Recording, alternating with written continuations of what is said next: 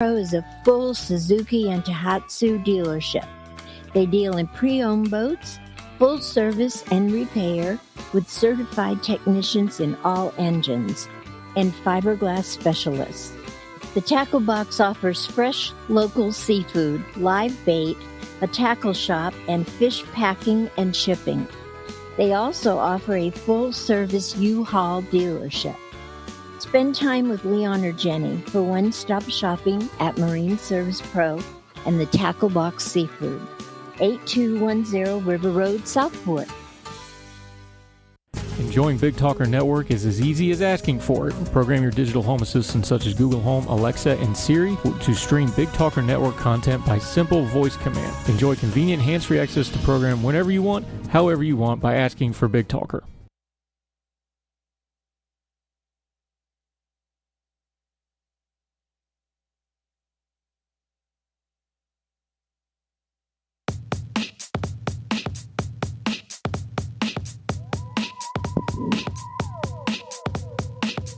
Hey, welcome back to the Asylum, your refuge in a world gone mad. Right here on the Big Talker Network, BigTalker.live. Please visit the website, BigTalker.live. I'll say it again, BigTalker.live. Download the app for Android and iOS devices. Peruse our schedule of content. And, of course, you can send an email with any comments, questions, concerns, compliments, critiques you may have. We can't improve without your help. You know what I'm saying? We're all in this together, I guess. Pair, if you do download the app for Android and iOS devices, pair your smart device with your automotive entertainment system, and you can take the Big Talker anywhere and everywhere you want to be. Welcome to Labor Day. Not the most exciting day on the planet right now. Everybody has a day off. Most of you are probably sleeping in. Lucky you.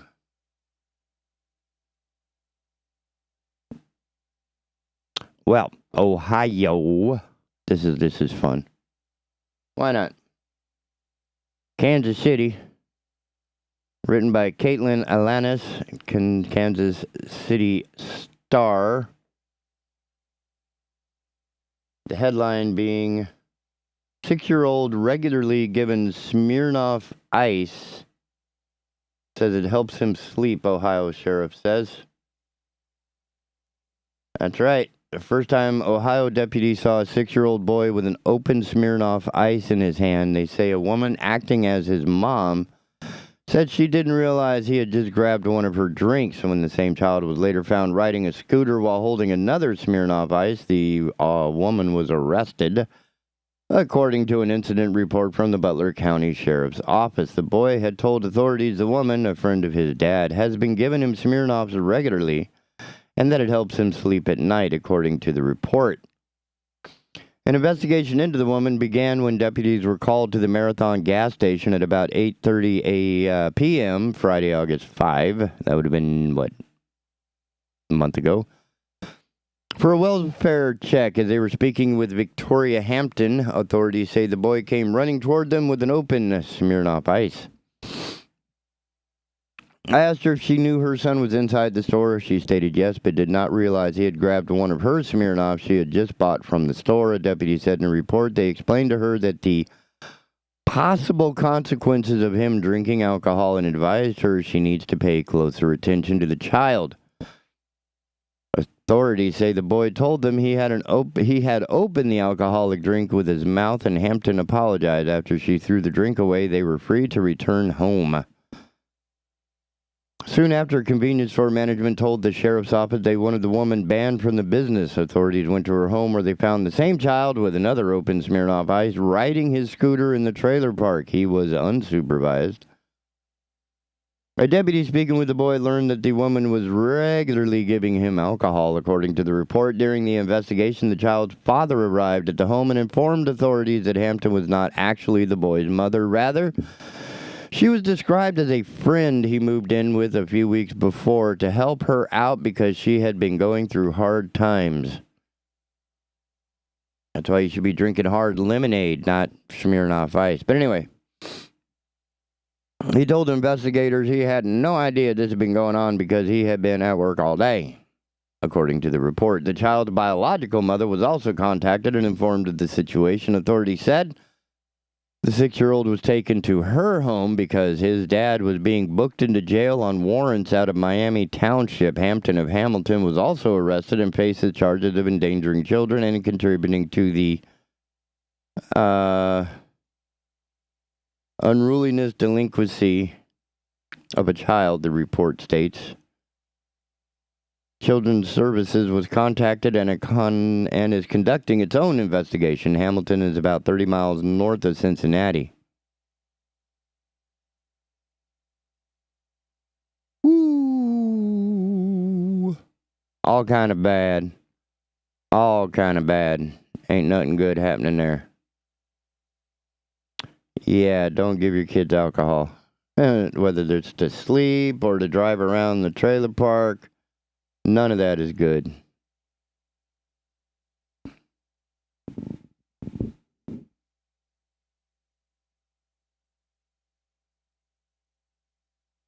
Nope, none of that is good. Here's one way to end your relationship. Isabel Vincent from the New York Post writing about a Florida man arrested for calling sex worker on his honeymoon. A Florida man was arrested on his honeymoon after he answered an ad for a prostitute, according to a local report. Paul Turovsky. Yeah, buddy. 34, Paul Turovsky, 34, left his new bride sleeping in their hotel room in Tampa and went out to meet a prostitute he had connected with online, authorities say.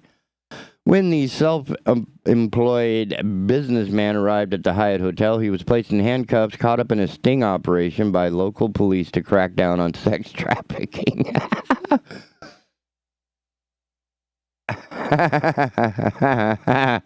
The only question here was, as a wedding guest, was it too late to get the gifts that they had gave returned back to them, said Hillsborough County Sheriff Chad Chronister, adding that Turovsky was one of 176 people busted in the sting operation. That's awesome. Stand by.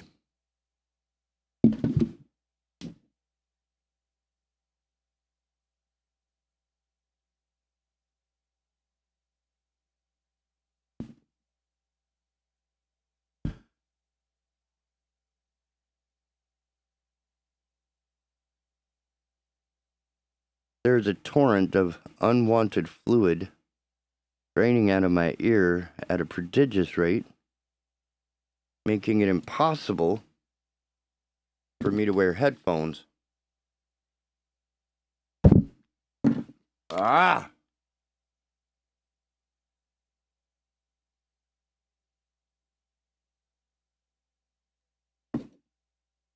Because of the wonderful health care in this country, I have to work a crap job paying absolute dirt for a guy that doesn't even give a damn about his own station. And, I'm never going to have the health care necessary to stop this pain in my ear or the fluid from draining. Only because the hospital and insurance CEOs need to make their money. Making their profit. That's right. So, yeah. Somebody who's been an absolute heinous, horrible human being is going to have the best health care for the rest of their life, and yet working people like myself, no chance. And no, I'm not signing up for crap. Healthcare should be for all. But we just can't seem to figure that out here in America, right? I mean, the other countries figured it out. But for some reason, we consider it socialism to have a social program. I don't know. Played a great weekend, even with a busted thumb. That hurt like hell, but got through it. Doing what we can with what we got. Not always is it the best, but I'm all you got right now, so, live with it.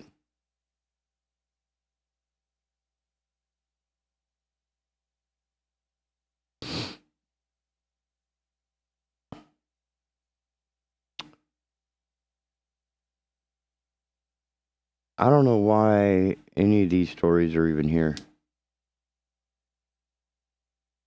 6-foot boa constrictor rescued from owner's bed springs.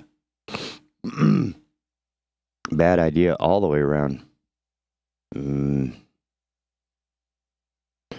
Yeah, it's Labor Day, can't you tell? Sort of having my battle as best I can, doing what I can with what I got.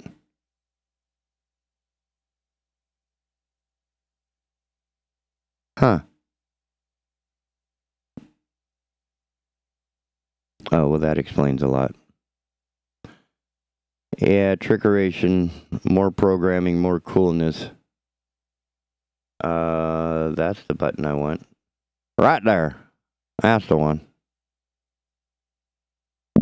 Oh, well, you're not supposed to be seeing that. That's me. That's a much better way to make it happen. Oh, I see. Because that's that, and that's that. And right now it's empty. Huh.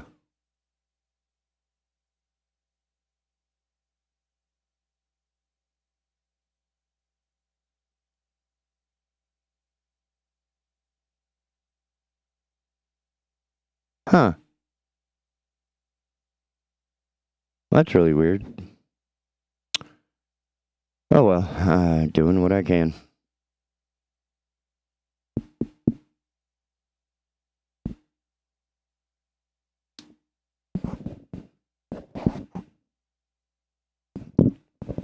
Anybody ever stayed in Airbnb?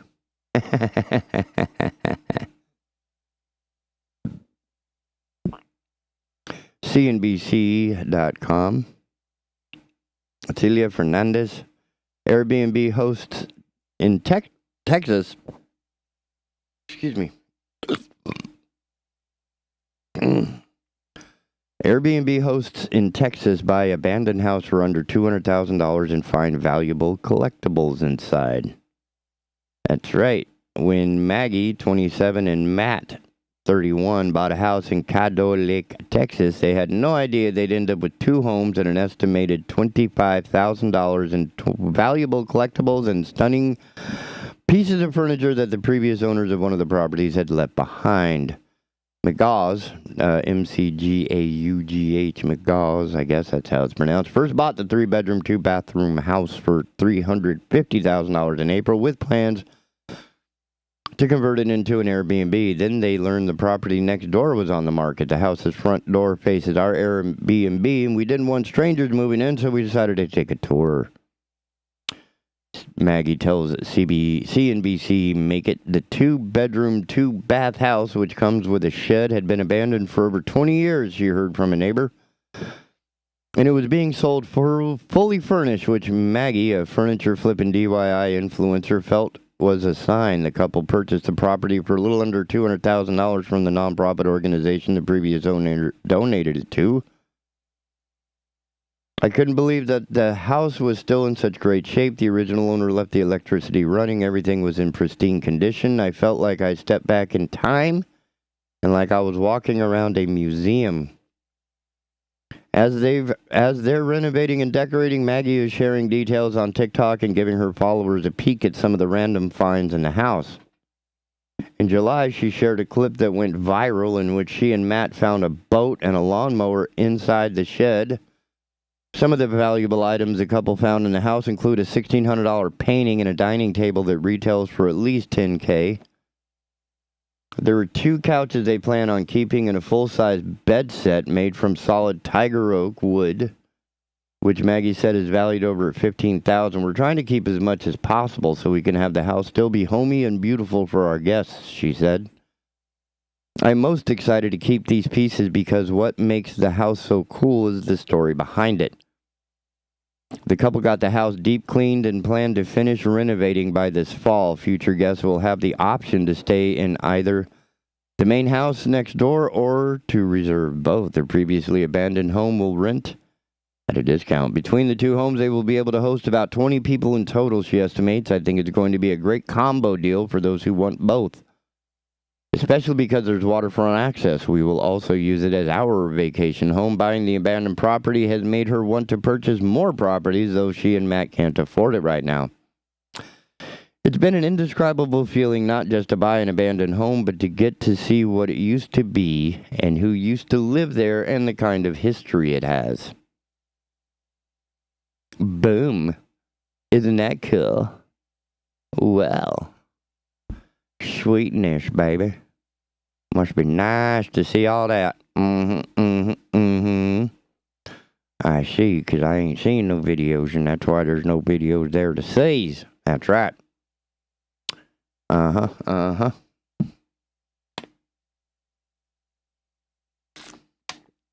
Anything else interesting? No, we still got 10 minutes. And we should still have a guest with us at 8:30. Oh, here's a story about Donald Trump. Coming out of UPI by Ben Hooper, thank you. Man cleaning his grandparents' home finds library book that was 46 years overdue. As long as we're talking about an overdue library book, nobody else in 46 years was allowed to read this. The Hamilton Public Library said on a Facebook page that the book, Total Fitness in 30 Minutes a Week by Lawrence E. Morehouse and Leonard Gross, had been due back July 22nd, 1976. The Post said a library member recently found the book while decluttering his grandparents' basements. Thanks for returning to our Sherwood branch, the Post said. Thankfully, the Hamilton Public Library eliminated late fees in 2021. I wonder why, you irresponsible son of a... Never mind. That's horrible humans in action right there. Horrible, horrible human being.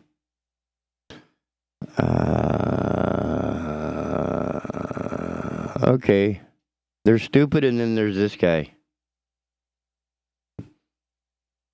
News for Jax. I guess this is Jacksonville News Channel. And let's see. I don't even have an author for this one, do I? No, I don't. This is horrible. Oh, no. There it is. Carrie Ann Luter, the social media producer. She produces social media. But the story is a man paddles 38 miles down Mississippi River in an 846-pound pumpkin to claim world record. Man beats previous longest journey by pumpkin boat record. Oh my god, oh my god, oh my god, oh my god. A man in Nebraska just broke a Guinness World Record by rowing himself down the Missouri River in a hollowed-out pumpkin. His title is under review, but when approved, he will have snagged the longest journey by pumpkin boat record. I think the Guinness Book of World Record is the problem, really. Let's see. Dwayne Hansen paddled 38 miles in the pumpkin on Saturday to celebrate his 60th birthday. CNN reported he set out from the city of Bellevue at 7:30 a.m. and arrived in Nebraska City about 11 hours later. The makeshift vessel had the name SS Berta written on the back and a cup holder carved into the hull. The previous Guinness World Record for longest journey by pumpkin boat was set in 2018 when a man paddled 25.5 miles. A spokesperson for the Guinness World Record said they have gotten Hansen's application for the title and are waiting evidence to review it. Berta, the pumpkin, weighed 146 pounds. Apparently our need to be famous, our need to be important, our need to be relevant will stop at nothing. Will stop at nothing. As you will stop at nothing. And you will like it.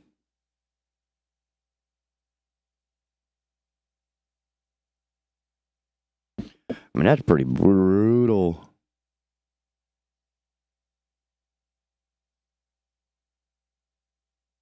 That's pretty brutal. Nope, no filters there.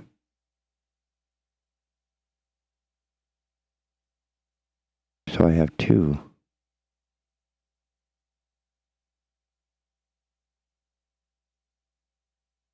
Huh.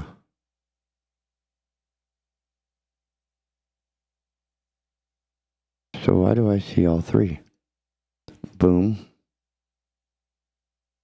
Boom. Yeah, I'm just going to fix stuff here. And you get to listen to it online. Isn't that fun?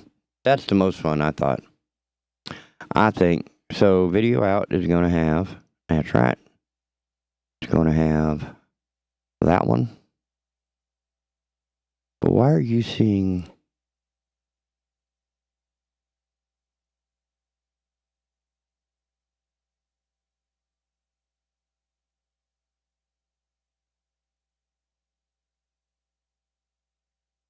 Uh-huh. I see. Now you're broken. I got it. All right. Well, it looks like we may have a guest here in a moment. Do a little more repair work here. Seeing what I can do. Anybody else ever have a library book that was 50 years overdue? I mean, that's pretty ludicrous. I think that's what you call, like, poor planning.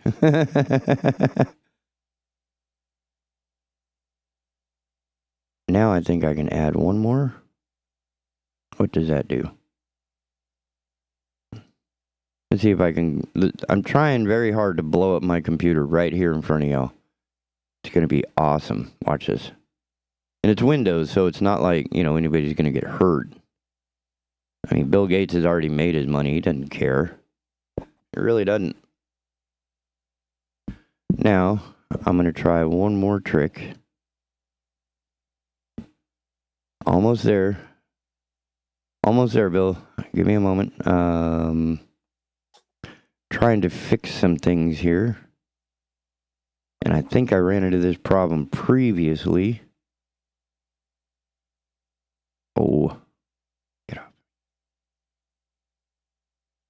Yeah, we might even take a commercial break just to make this a little bit easier. All right, so now you should have video on your end. I have video and I hear you. Oh, nice. All right. It seems like I've almost got this thing worked out. Just in time to take a commercial break. So give me just a moment on this Labor Day weekend that I know nothing about and have nothing nothing planned, nothing happening. It's all just sort of seat of the pants at this point. So, ladies and gentlemen, when we come back, I promise we will have Mr. Bill Moore, the chair of the Brunswick County GOP and a good friend of the station's, when we come back after these messages right here on the Big Talker. Right here on the Asylum, your refuge in a world gone mad. Don't go nowhere, all right? Hello, I'm Matt Bennett with WWAY News. State prosecutors are looking into a possible offer a New Hanover County commissioner may have made to a nonprofit in Wilmington to stay quiet. It all started over who would manage a new substance use treatment facility known as the Healing Place. The president of Coastal Horizons, Margaret Weller-Stargell, says Commissioner Julia Olson-Bozeman offered them $50 million to stop talking about it. Weller-Stargell says the process started in 2019 when Coastal Horizons, a nonprofit substance abuse treatment facility in Wilmington, was presented as the intended operator of the new facility. Weller-Stargell says in May of 2020 she received a phone call from county staff saying the county and Trillium would be proceeding with the Healing Place as the operator of the new facility, using a model that does not use medication for treatment. Weller-Stargell says there was no deal because she thought it was unethical, and the vote to sell the hospital would not happen until 3 months later. An agency which focuses on finding ways to improve communities across New Hanover County is rolling out a new initiative aimed at preventing criminal activity. Bright Lights, Peaceful Nights focuses on installing or making repairs to lighting in areas that are considered unsafe. The project is a partnership with Duke Energy and the City of Wilmington. Port City United Director Cedric Harrison was there for installation of the first lights on 31st Street. He says the initiative aims to help solve and deter crimes. And a member of Wrightsville Beach Ocean Rescue Team is set to take the world stage after a remarkable first-place finish and an impressive third-place finish for the team back in August at the Nationals. Lifeguard Mo Peacock placed first in the Beach Flags competition in California. This landed him a spot on the prestigious U.S. national team. He'll travel to Italy for the World Life-Saving Championship at the end of the month. Wrightsville Beach Ocean Rescue Captain Sam Prophet says he's proud to have one of his team members competing among the top athletes. For more on these stories, you can head over to WWAYTV3.com. I'm Matt Bennett. Have a great day. Happy Labor Day, everybody. I'm WWAY meteorologist Ramel Carpenter with the Storm Track 3 forecast. Definitely going to be a nice unofficial end to summer as our high temperatures get into the upper 80s. Inland of the coast, low to middle 80s will do it for coastal areas with a moderate risk for rip currents for those east-facing beaches. As we head into the afternoon hours today, we will have to watch out for a few isolated downpours, but most backyards are going to stay dry and quiet throughout this Monday. As we head into the overnight hours tonight, though, mostly cloudy skies will be in store for us as our temperatures drop down into the low to middle 70s. Get your full forecast on WWAY, WWAYTV3.com. This news and weather is brought to you by Two Men and a Truck. For your free quote, go to twomenandatruck.com. twomenandatruck.com.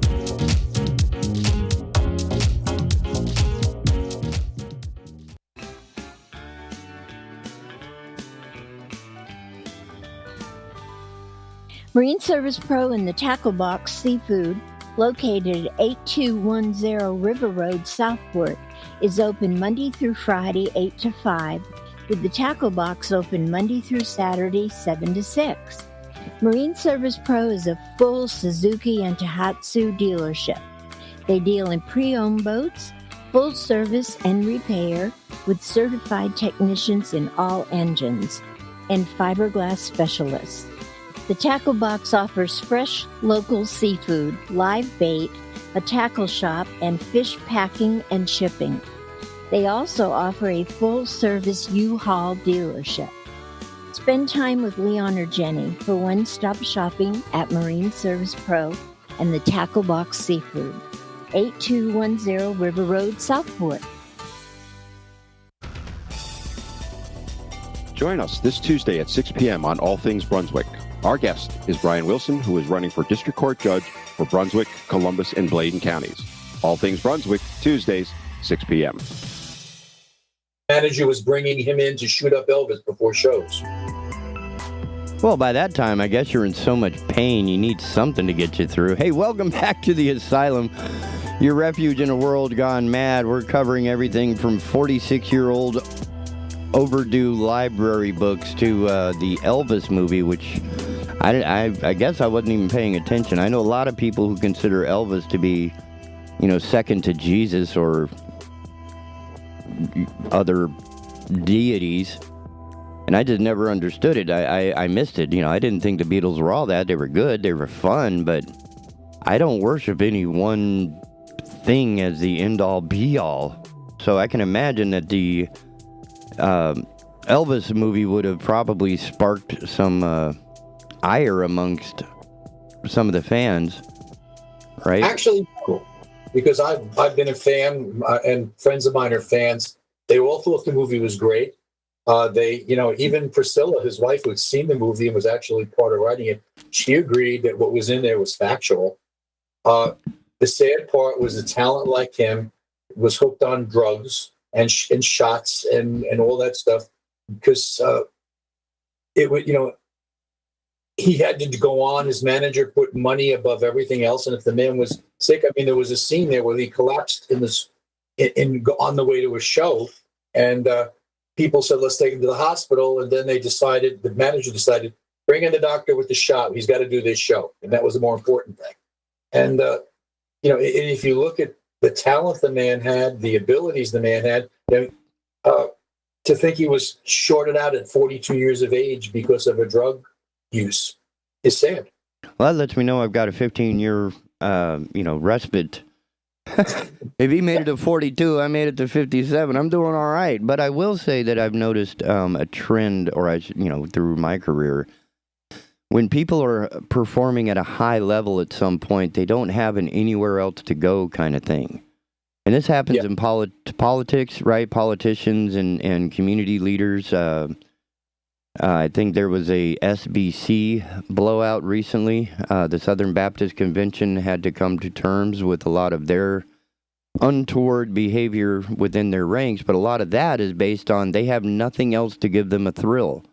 The thrill of getting caught is the last thrill they have, so they will do the most extreme. Now, in Elvis's case, I can relate. This past weekend, I had 2 gigs that I had to do, even though I have a broken thumb.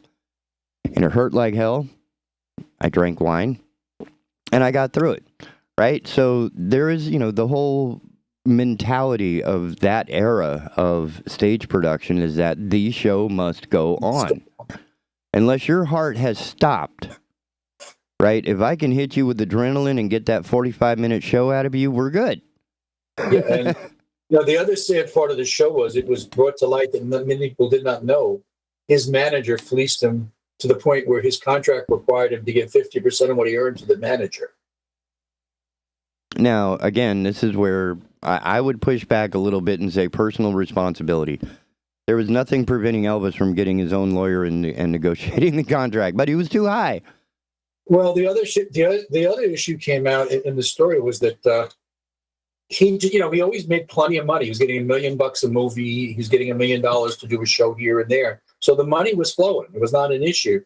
But when he tried to break off with the guy, when he found out there was some of what he was doing to him toward the end of his life, the guy turned around and sent him a bill for $8 million for things that, was in the contract that he should have paid for that he didn't, and he just stacked it up. So Elvis said he had to lose his home and everything or go back to this guy and let him run the operation because of the way the contract won.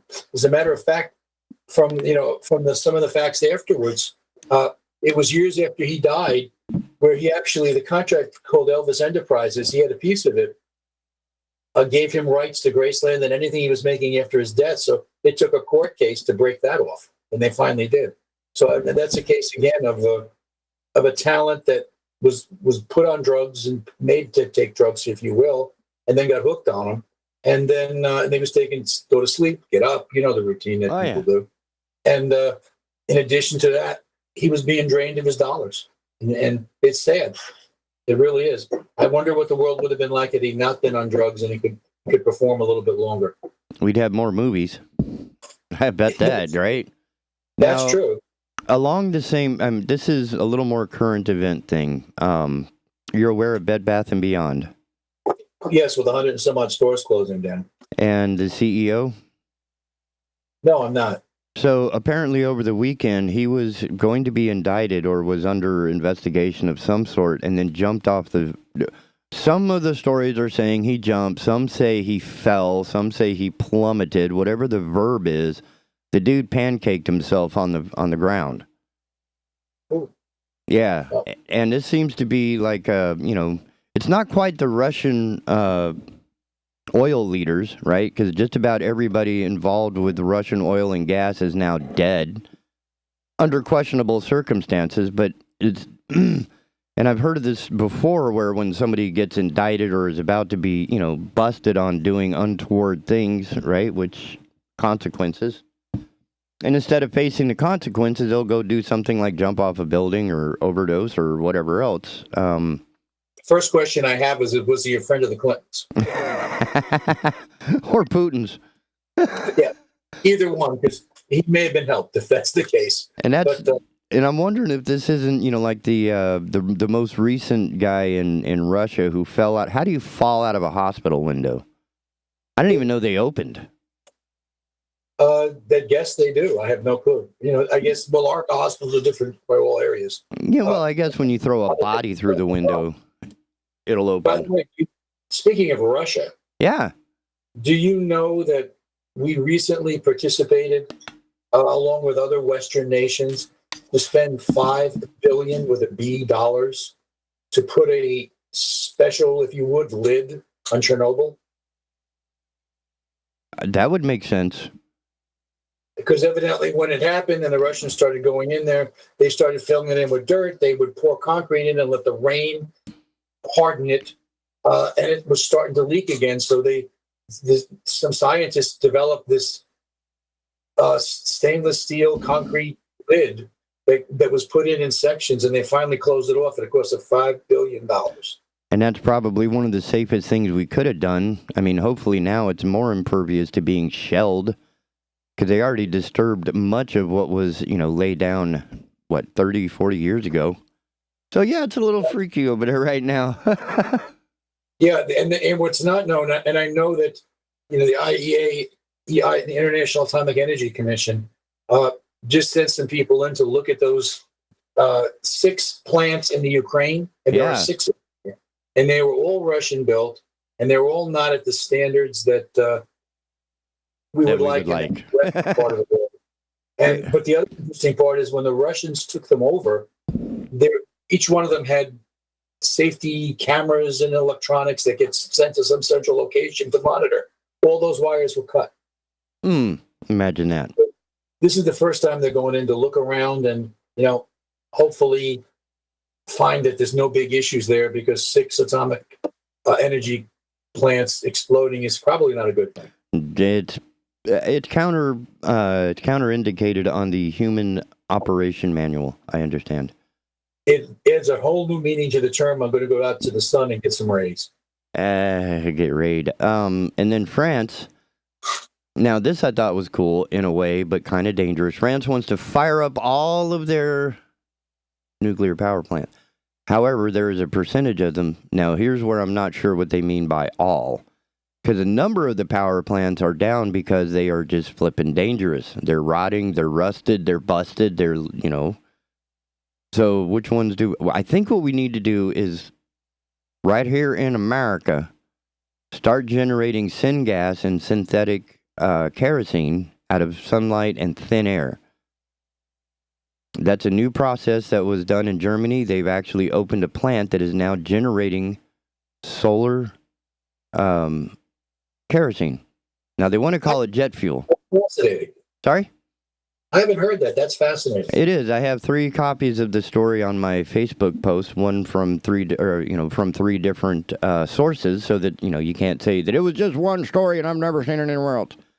But indeed, the scientists have found a way to crack the hydrogen-oxygen bonds in the air to create what's known and already known as syngas. And from syngas, under pressure in another process, it actually becomes kerosene.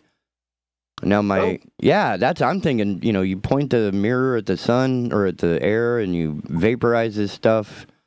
You collect it, you treat it, and you sell it. And I'm thinking, why do we need Russia? Well, I got a feeling that, again, all this is being done because they finally figured out over in the European Common Union that depending on Russia to deliver everything is probably not the brightest idea they have ever done. So the only question left in my mind, well, there's 2. 1, why aren't we doing this? And 2, how hard would it be to convert Ukrainian or European heating functions to kerosene? Don't know the answers to either. It can't be difficult. And as to why we're not doing it, I guess we just like giving Russia more power over our lives. I don't see where it's a whole lot different than the propane gas we ship in. Yep. Now, that one's a little more complicated due to the shipping logistics of weight. Yeah, but what I'm talking about is we already deliver propane gas to the homes. So kerosene or kerosene is actually a liquid fuel. So if they're burning oil, for example, there shouldn't be any conversion at all. Just maybe something in the boiler. Yeah, the oil would be fine, but if they're burning natural gas, it's much thicker and nastier than that. Yeah, I agree. But I do like that the synthetic fuel is actually cleaner because there's less, additives and chemical stuff needed when doing the distilling and cracking, rather. I'm still learning about it. The only question I would add to that is, would the use of it and an expanded use, say worldwide, have an effect on the availability of the basic product? Nope. Each draw? Nope. That's the amazing part. Because once the syngas kerosene or synthetic kerosene is burned, it actually returns to its 2 constituent components, which is carbon dioxide, or 3, carbon dioxide, hydrogen, and oxygen. So it's literally, if you build the building in a sustainable manner, according to the guy who came up with this process, Fritz, I can't remember his last name, the net offset is 0. You're just literally, it's almost like turning water to steam and then back to water. Then it should be something we should all be looking at. Oh, yeah.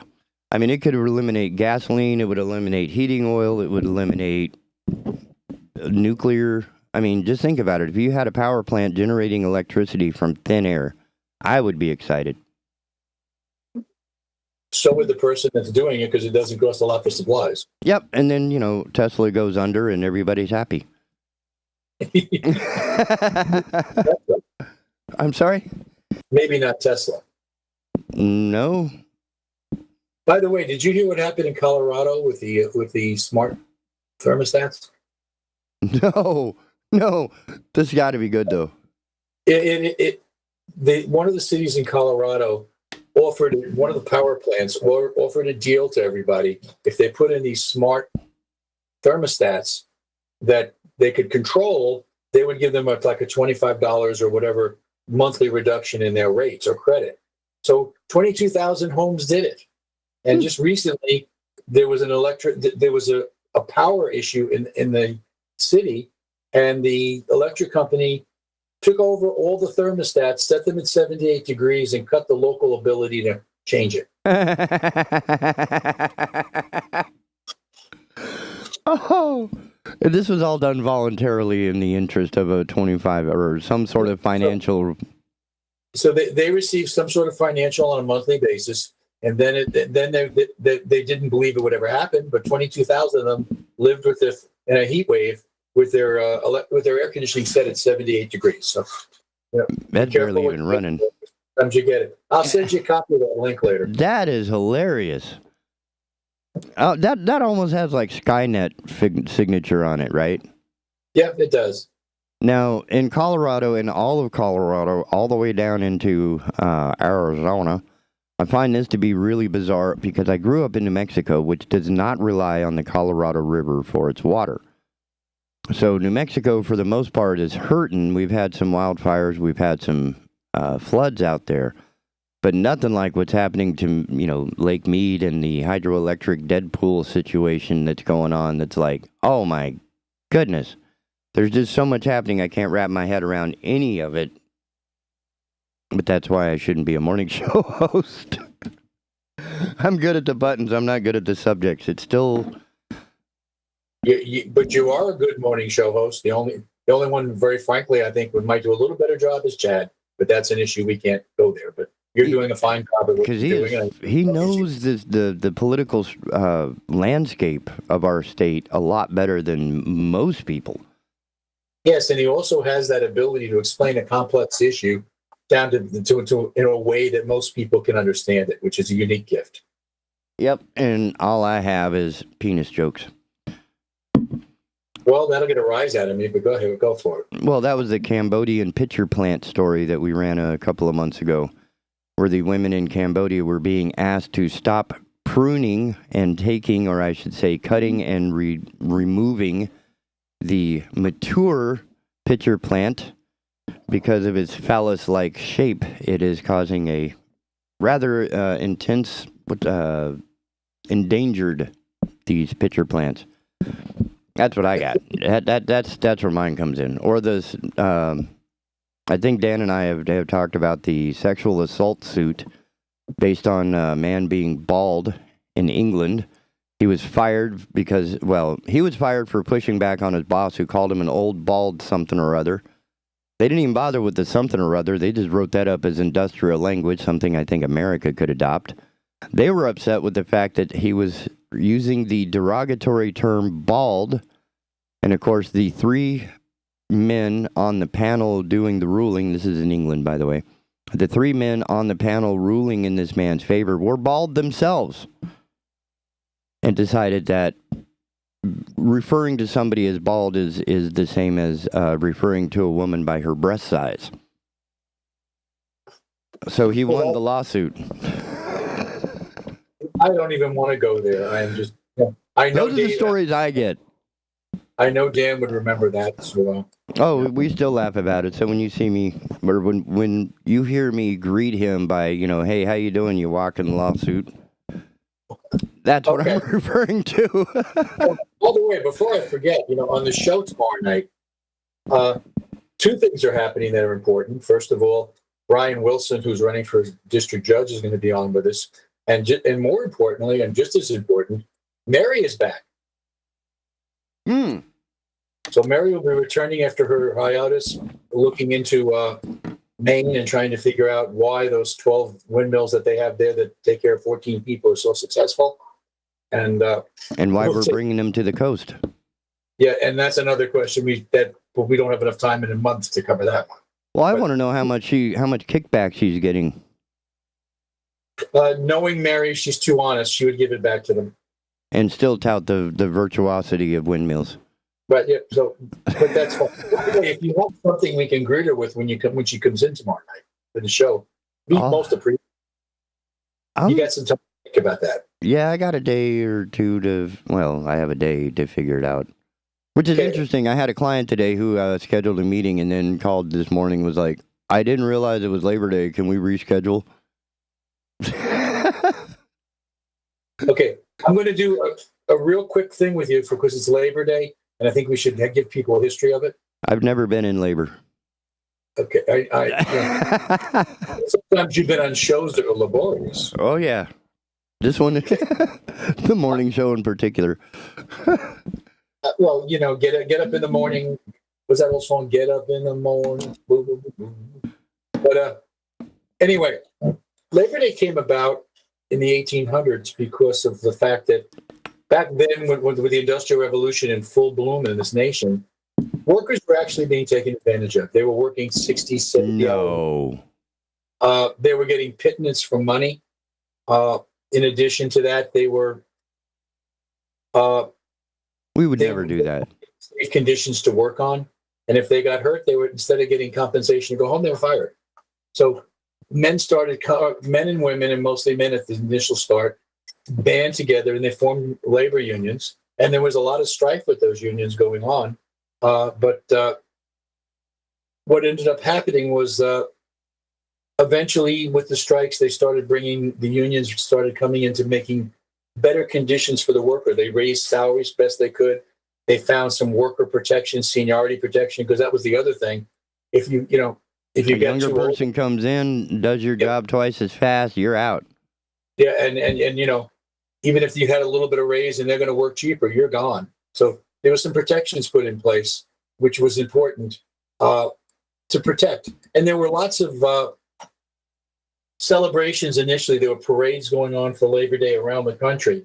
And then what happened in Chicago basically kind of caused the Haymarket Massacre.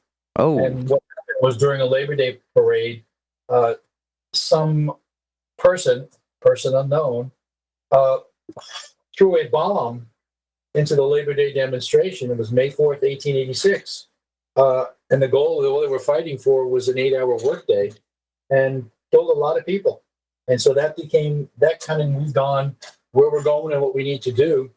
And Labor Day started coming around, and eventually it was made a national holiday. And that's the thing. Labor has done an awful lot of good for the common person, and we need to do that. We need to celebrate that and understand that, labor unions have increased the living conditions, the working conditions, have bettered them, have given people in general the ability to have a better and a more successful life and a more productive life and a more pleasant life. So they're important to have. So we need to honor that. Now you go into today and you start looking at labor unions today. They've become extremely political, and very, very often today the labor unions vote differently from their personnel because they've kind of locked themselves in with the Democratic Party, and anybody running on the Democratic side gets their support. And they were. So they've become much more political, but given all things being equal, without the labor unions, I would dare say how many people's lives were changed, saved, families had a better life from all of it. So overall, Labor Day honors the employees. And it just reminds us that... Yeah. Excuse me? I was just going to say, it just reminds us that we need protections from people. Because while we're all humans, we don't necessarily value one another. And there are times that we would love to, exploit that from which we would generate money.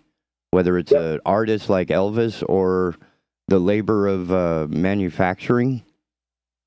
All of these seem to need to be protected from the very people that are running the show or helping the show or whatever. That's the heartbreaking part, is that we actually need safeguards against other fellow humans. And actually, if you want Labor Day back, it was born officially under Grover Cleveland when he signed it, putting it into the District of Columbia and the territories. And then it kind of just spreads state to state. So no one knows exactly who designed it, but Clover did sign it into law. So Labor Day's been around for quite a few number of years. And we do need to remember that the workers we have today, the conditions they work in, the safety measures that are there, the salaries they bring home, the pensions that they eventually get to, can all be directly attributed to the labor unions that fought and got them. And so, though I admit that they are very, very political at many times, they still did a lot of good. Oh yeah. I am not going to take that away at all. It's just depressing that we need so many laws to protect us from, for lack of a better term, predators in our own midst. But it was done at such a huge level back in the 1800s that we had to do something like a Labor Day and unionizing, because there was no other. I mean, they had their own. The people with the money and owned the companies had their own, security forces in some cases. Oh yeah, they hired private security, or actually, in some cases, since the owners of these major corporations at the time had political power, it wasn't uncommon that the local constabulary would show up and defend the place, and heads were broken. And that's why we now have Labor Day and unions and the ability to vote, which, never went away, but now it's more important than ever, because we're looking at issues that not only face the labor issues, but also our administrative issues, our bureaucratic issues, and some of the things that are, necessary to make life happen here in the United States. Yeah, and people tend to forget that when the Constitution was written, it was written basically to protect us from government. The biggest company there is. The Bill of Rights was written to protect us from government. The freedom of speech, right to bear arms, right to a trial by jury, freedom of the press. It was all protected. Grievances. Up and down the line. And people tend to forget that there's an old line that if government is big enough to give you everything you want, they're big enough to take everything they want. And the scarier part is the education on our civics is waning. It's been removed from public school. Apparently, a guy got busted recently, and part of his sentencing was to get at least a C in his civics class. Oh, that's a unique thing, and I would think that's especially younger. And I would expect better than a C. Well, C is satisfactory now. Yeah. But that's an oldest line. Do you want a doctor who got a C in surgery, or do you want the doctor that got the A? Exactly. Right. I mean, C is satisfactory, but correct. I would not, and I was not happy with a satisfactory spouse. Well, I agree. Just drag that one all the way home, that if your spouse is not exceptional, this relationship, much like the guy that on his honeymoon called a sex worker on an internet ad and got arrested as part of a police sting. Isn't that awesome? I was absolutely hilarious when I saw that. I mean, you want to talk about disrespect to your spouse, and why'd you get married? That one, I'm going to bet, is a good example of what not to do. What not to do to keep a marriage flourishing. Now, the hard part is she still had to come up with a bail. Yeah, if it would be my case at this house, I would be still sitting in jail. Wondering what happened. I was doing so good. The only time I would see my wife is if she stopped by and dropped the divorce papers off. At that point, that's all I would see her for. Yeah, because she's not bringing a home-cooked meal, I don't think. But that's Unless you have a food taster, I wouldn't try it either. So this is who we are, and this is what the Asylum is about. We have no other news stories, so we just banter on that, which is absolutely silly. I don't even know where else to go. Well, you can look at some of the things that I find fascinating, even with things going on out there. Did you hear our president last week? I was playing all weekend and keeping ice on my broken thumb so I could keep playing. I kept my head out of the news. I didn't like the orange guy or the white guy getting on my screen. Well, unfortunately, I didn't watch either, but I saw all the clips. His 24 minutes was basically attacking 74 million people as terrorists because they don't agree with him. And they are terrorists. Well, this is common to either side. It doesn't matter which wing you are. Both of them have the same line. Those people are bad. The problem is when you're the one in power, you have a different level of what's going on. But But the same rhetoric was used in the previous administration against all the leftists, which I don't understand. This is why we need Chad, because you get into this stuff, and I'm like, y'all are being childish.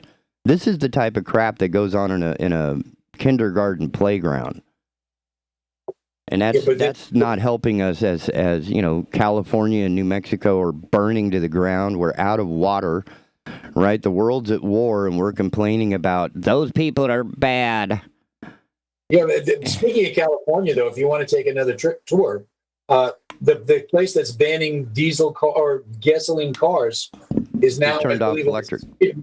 Of telling anybody who has an electric car they can't plug it in and charge it. And we have bigger problems. That's my thing, right? I mean, we have a situation here in the Wilmington area alone where there's over 180 homeless vets without support. Yes. And I think that they would be able to contribute significantly to a base society if they were allowed some sense of stability in their personal life. Because these are soldiers that were willing to throw their very lives on top of a grenade, for God's sake. That now that they're, giving them a little bit of support would probably provide a lot of support for the society that they're in. But instead, we're upset about things like, I bought an electric car, and now I don't have gas. I mean, it's just, it gives me a headache. I understand now why my dad drank. And I understand that the term politics is dirty the more time I sit around here and listen to everybody. Right. But, it just amazes me that you can turn around in a state and say, we're going to ban fossil fuel cars in 2030 something. And yet you can't provide the electric grid now to support your population in a heat wave, and you're banning the electric cars from being even used. And the funny part is, if you look at many of these electric charging stations, they're powered by diesel or gasoline generators. For the ones that have a standby, like the one out here at, what's that? I play at Mad Boar, and directly across the street they have one of those. And when the electricity gets a little weird, they have a generator there as a backup. So it's not their primary, at least not in that station. No, but the fact of the matter is, if you can't depend on the source, you got a problem. Okay, how about this? Yes, sir. As you had pointed out previously, that we have the government we deserve as a result of our voting. Yes. How about if we were to completely eliminate the DNC and the RNC, and we just had like a battle royale, that we start out the political season 2 years out from the general election with 100, 2 people from each state, 100 different people. They can't be Republican or Democrat because that's all been eliminated. And we just eliminate them over the 2 years to the final 2. How do you eliminate them? Well, you're going to have debates. You're going to have voter runoffs, much like primaries, that every couple of months, you pare it down, just like you would the Sweet 16 to the, Elite 8 to the Final 4 to the semifinals to the winner. And that way you would eliminate this party line crap that seems to be making it difficult for people to come together over issues that are buried inside other issues, meaning there seems to be this stigma that I see of if you're going to be a Republican, you must be pro-life. And if you're a Democrat, you must be pro-choice. And I don't think that that's necessarily exclusive. I mean, is it possible to be a Republican and be pro-life? Is it possible to be a Republican and not a Trumpist? Is it possible to be a Democrat without being a orange man bad? Is it possible to have political interests and contributions without party stuff getting in the way? Well, first of all, we need to understand that, and in this case, God forbid, but I'm actually going to defend the Democrats. Here we go. You need to understand that parties do not select candidates. The candidates are decided. But the candidate cannot be there without the party. No, that's not true. Well, how did Trump become the candidate for the RNC in 2016? Because 16 people of varying beliefs and values started running in a primary, and that primary was eventually whittled it down to Trump. But it was done by voting state by state. It was done with money. Well, there's a reality there. However, I would give you the gentleman in as an exception to the rule, but it's still there. A gentleman won a state seat in Jersey by driving his truck around and talking to everybody, and he spent I believe the thing was he spent $150 on the primer on running for the position, and he won. So it's a matter of now again with the cost of gas nowadays it's going to be more than $150 just to get there, but you can travel around. Dan Forrest, when he first ran in our state, was not a politician, but what he did was he got an RV and he spent 2 years driving the state county by county and going to every event he could find, speaking at every group he could find to get elected, first of all, to get the nomination and get elected. So it is possible. Now, granted, money is an issue, and I really think they need to find a way to deal with that. But a lot of the money coming in is not even from the candidates or the party. It's from these PACs. Yeah, eliminate the PACs, eliminate the lobbyists, eliminate the super PACs, eliminate advertising. I agree with you on that. You're getting rid of the PACs, well, cutting back on their ability to do what they want, what they feel they can do, because literally tens of millions of dollars are flowing into this state, literally almost on a monthly basis, of PAC money, not party money. Because again, it's not until, when primaries are over, the party gets involved. Up to that point, they're not. They just sit and watch. But the PACs are the real issue out there right now, because you've got PACs on both sides. And I would tell you that Republicans have PACs too, but not to the number and the money that the Democrats have, but they have them. And all of that money could be directly used to solve problems as opposed to buying people to make problems more problematic to raise more money for the companies that have these PACs. Oh, that you're not wrong on that statement. You really are not. Unfortunately, not all candidates, but there are candidates that they will take money. When they take money from an individual or a corporation, the reality is that company's bought some influence. That's the reality. Oh, yeah. And if we can eliminate that, I would have a lot more trust in my vote meaning something.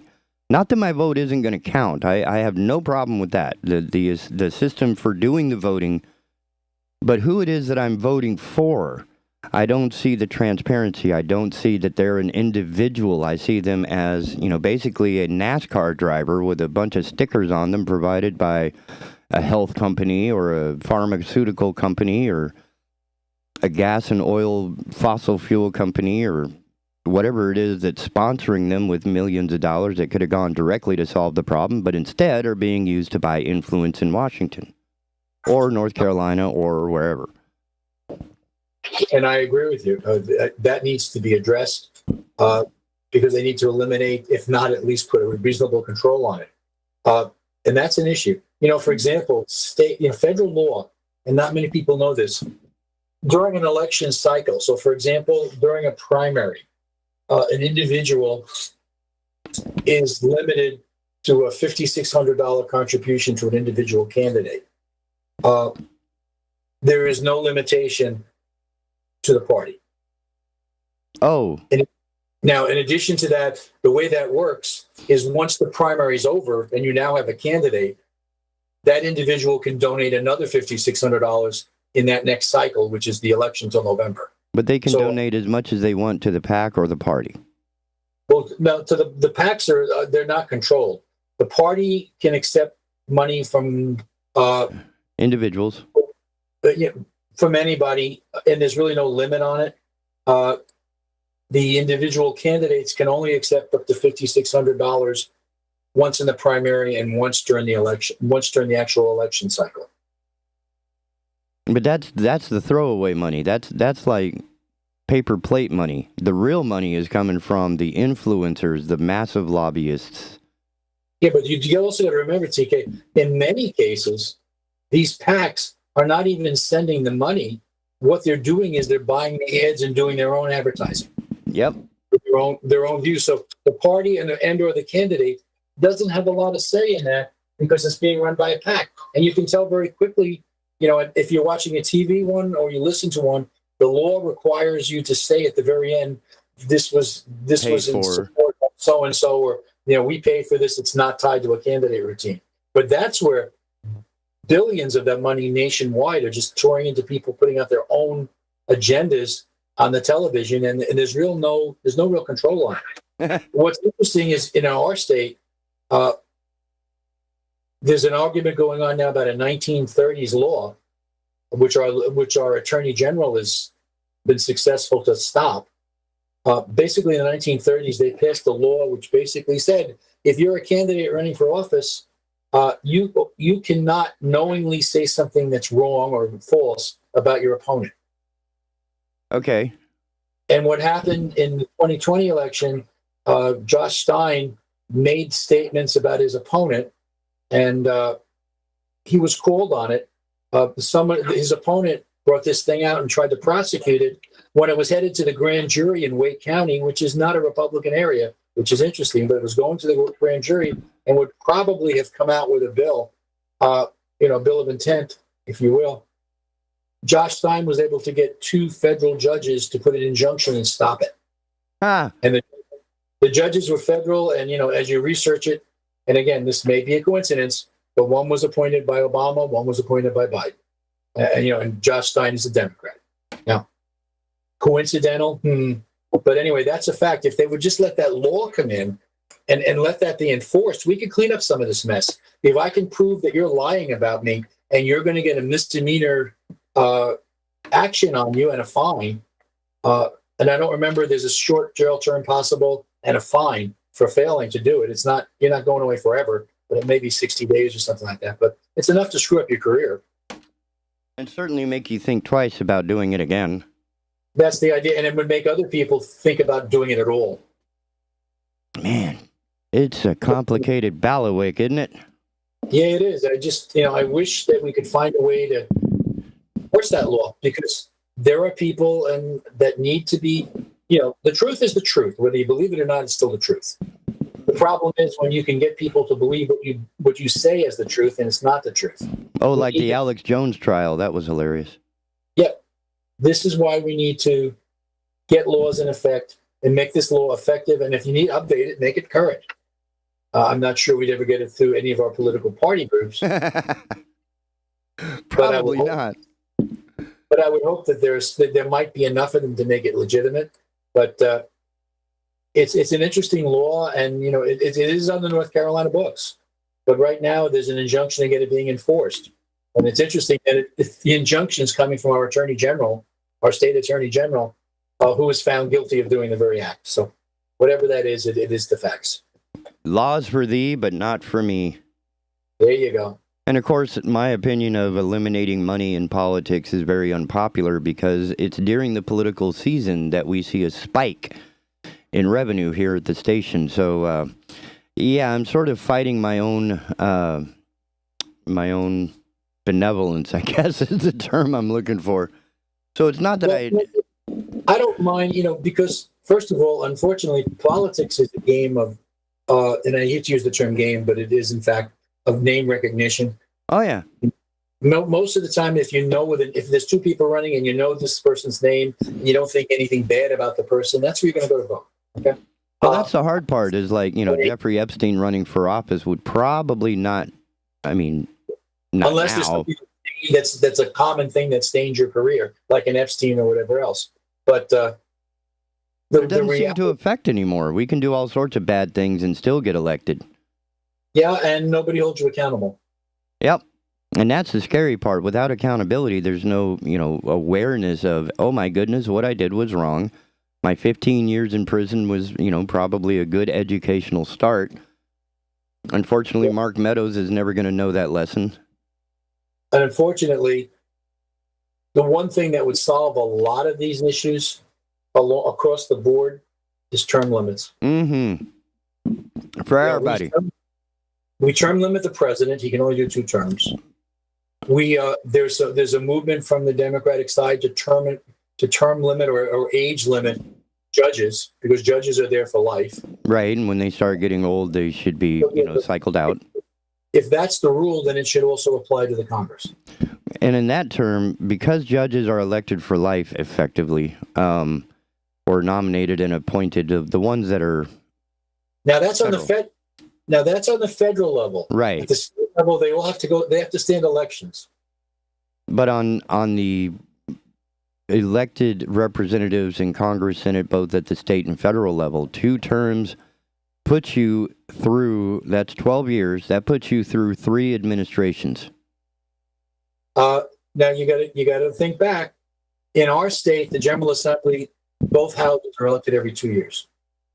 Oh, well, I would say I'm still going with the federal 6-year. And go to the House of Representatives at the federal level, they're only elected for 2 years. It's the Senate that gets a 6-year term. Ah, well, we should throw them all into the grinder and start over. Well, and I think we should start looking at the humanities classes, the people that actually graduated from civics classes and maybe even took some constitutional law. I don't think we need any more MBAs. I don't think we need any more reality stars or lawyers. Or studies in dance law from some world. Right. We need people that are trained to be doctors, lawyers. I'm not even sure about lawyers anymore, but doctors and scientists. Mechanics, scientists, moms. And, side of that is, and you're absolutely correct, more money is out there for people that work with their hands if they just want to go there. Not everyone needs to go to college. Amen. As a matter of fact, 62% of the nation, and I think it's 68% of North Carolina voters do not have college degrees. And it's not exclusionary, meaning that even though I did do some college, a lot of my work has been just learning and doing, but it never, ever prevented me from reading a book. Correct. You know what I'm saying? So it seems like a lot of people are arguing that you have to go to college so you have a well-rounded education. No. All you need is a stack of books. And they also say you have to go to college if you're going to be successful. Well, there are too many college people that'll never put up against a plumber, a carpenter, an electrician. The fact that you can pull your own weight without being a detriment to society is a success in my book. Absolutely, I agree. Yeah. I mean, you may not be driving a Porsche electric Tesla, something fancy, whatever, but the fact that you're not depending on anybody else and are able to pay your bills and taxes and eat. And the fun thing is, nowadays, everything is at some level computer oriented. So all these, if quote, you use the word tradesmen, end quote, are taking some level of computer work, because you have a mechanic. Mechanic can't even touch a car unless he knows the computers nowadays. And that's a different from when I was growing up, where you could change the spark plug and do what you needed to do. It was told you were told how to do that in the manual. Yes. Now the manual says don't drink the battery acid. Yes, I love that line, and it's absolutely true. It is scary. I had a woman pull up. I was at a gas station filling up with gas. Lady pulled up in a car that she had bought like the day before. She had no idea how to put gas in it. And I thought, well, okay, it's a new car. I'm looking at her thinking, we're probably not in the Mensa category. I said, excuse me, ma'am, do you have a manual? Oh, I think there's an owner's manual in here. So I flipped through the index, right? Because I'm not going to read all 700 pages of this thing. I'm going to use my brain. I'm going to go to the index and I'm going to look up gas. And within 30 seconds, I had my answer, and she was like, well, I didn't know that was in there. No, because you have to read. That's where I just, took the high road and said, have a fantastic day. You know something? There's an old adage, common sense is not that common. It's a rarity. It's like hen's teeth. Okay, my friend. I'm going to right off now. I'm getting a message from the wife that I got to go into the next stand. But I will tell you, I will talk to you tomorrow night. Yep. Again on East Brunswick with Brian Wilson coming on, Mary coming back, Dan and I will be there. Oh, it's going to be a party. She's to make us looking good. So see you tomorrow night at 6 o'clock and talk to you again, TK. Hey, thanks for saving my butt this morning, and I will see you tomorrow. Bye-bye. Take care. Man, it's good to have friends like that because I am not doing so good on some of these mornings. It's just part of the deal. That's what you get when you hire budget morning show guy. Oh, there we go. Yeah, I already did that. That was cool. All right. So with that in mind, we'll be right back after these messages right here on the Asylum. Your refuge in a world gone mad. Don't go nowhere. See ya. You're tuned in to the Big Talker Network, Wilmington, North Carolina's premier internet station for news and talk radio programming. Find us online at bigtalker.live.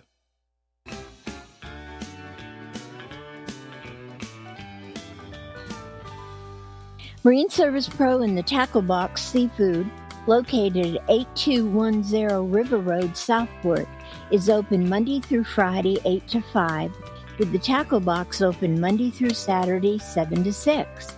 Marine Service Pro is a full Suzuki and Tohatsu dealership. They deal in pre-owned boats, full service and repair, with certified technicians in all engines, and fiberglass specialists.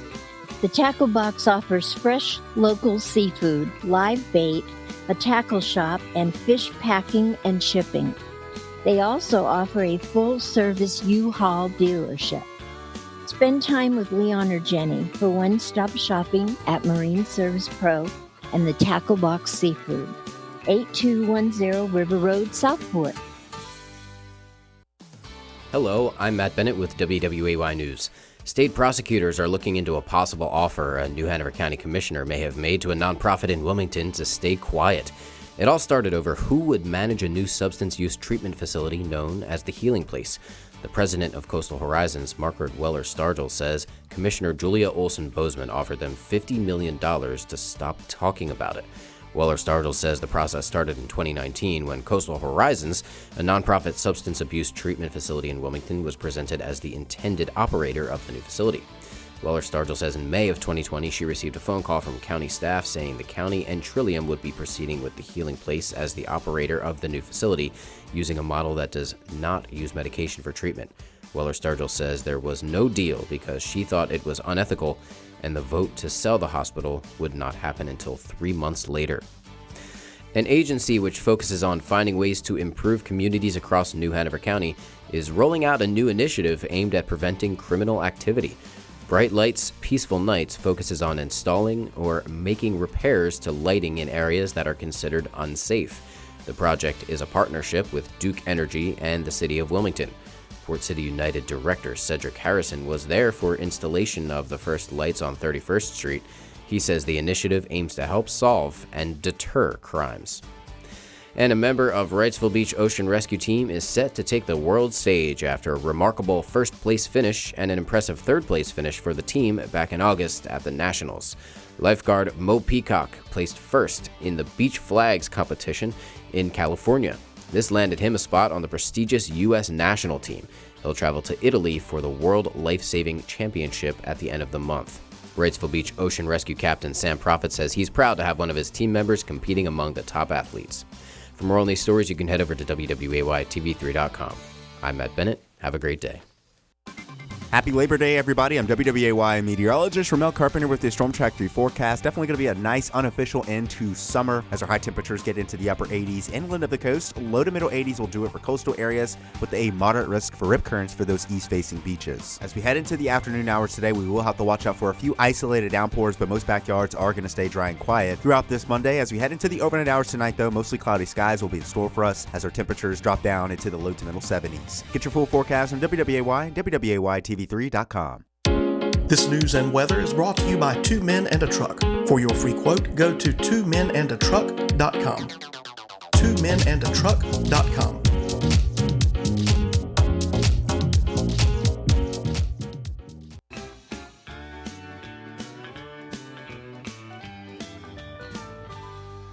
Marine Service Pro and the Tackle Box Seafood, located at 8210 River Road, Southport, is open Monday through Friday, 8 to 5, with the Tackle Box open Monday through Saturday, 7 to 6. Marine Service Pro is a full Suzuki and Tohatsu dealership. They deal in pre-owned boats, full service and repair, with certified technicians in all engines, and fiberglass specialists. The Tackle Box offers fresh local seafood, live bait, a tackle shop, and fish packing and shipping. They also offer a full-service U-Haul dealership. Spend time with Leon or Jenny for one-stop shopping at Marine Service Pro and the Tackle Box Seafood, 8210 River Road, Southport. Join us this Tuesday at 6 p.m. on All Things Brunswick. Our guest is Brian Wilson, who is running for District Court Judge for Brunswick, Columbus, and Bladen counties. All Things Brunswick, Tuesdays, 6 p.m.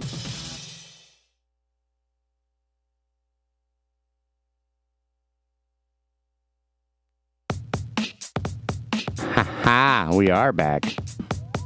Right here on the Asylum, your refuge in a world gone mad.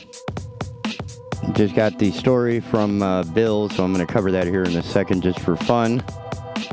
Again, this is the Asylum, your refuge in a world gone mad, right here on the Big Talker Network, bigtalker.live. Visit the website, download the app for Android and iOS devices, pair that smart device with your automobile's entertainment system, and you can take the Big Talker anywhere, everywhere you want to be. Peruse our schedule of content, listen live right there on the Listen Live tab. You can take it anywhere you want to be. You can send an email with any comments, questions, concerns, compliments, or critiques you may have. We cannot improve without your feedback. We are working hard to become your favorite station in the morning, even if it's not the Asylum. Okay, so we have more stuff coming up. Bill sent me the story out of dailycaller.com, written by Jack McAvoy, and this is some Skynet type stuff. Xcel Energy in Colorado prevented thousands of customers in Colorado from changing the temperature in their homes for hours during a heat wave on Tuesday due to an, quote, energy emergency, according to ABC affiliate Denver 7. Xcel's smart thermostats prevented over 22,000 people who signed up for Xcel's Colorado AC Rewards program from cooling their homes past a certain temperature during a heat wave in which temperatures hit over 90 degrees Fahrenheit, according to Denver 7. The smart thermostats locked home temperatures from going below a certain threshold, telling customers that this setting could not be overridden due to an energy emergency caused by high temperatures and soaring energy demand. Even if it's a once-in-a-blue-moon situation, it just doesn't sit right with us to not be able to control our own thermostat in our house, one customer and Colorado resident told Denver 7. Xcel admitted that it prevented customers' smart thermostats from lowering the temperature in their homes, according to Denver 7. It is a bit uncomfortable for a short period of time, but it's very, very helpful. Emmett Bromine,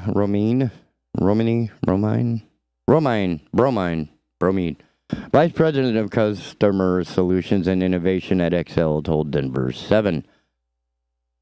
Customers who participated in the rewards program that grants them a smart thermostat received a one-time $100 enrollment bill credit and earned $25 every year that they participate in the program, according to the company website. The energy provider also states that a smart thermostat is a convenient way to manage home temperatures and save energy.